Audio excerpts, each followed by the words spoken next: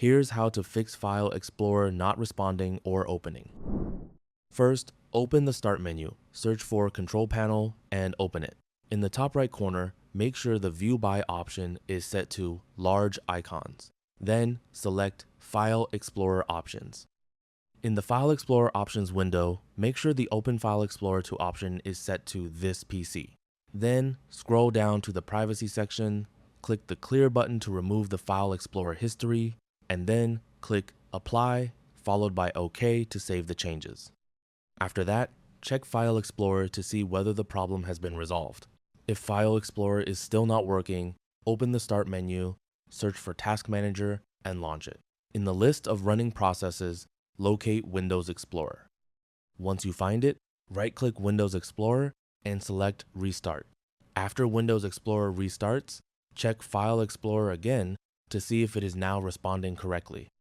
If the issue continues, open the Start menu, search for CMD, then right-click Command Prompt and select Run as Administrator.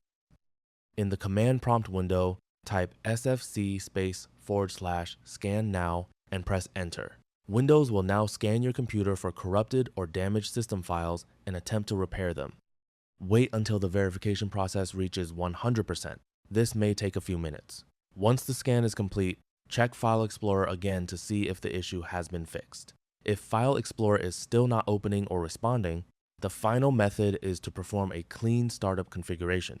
Open the Start menu, search for System Configuration, and open the application. From the top navigation, select the Services tab. Check the box labeled Hide All Microsoft Services.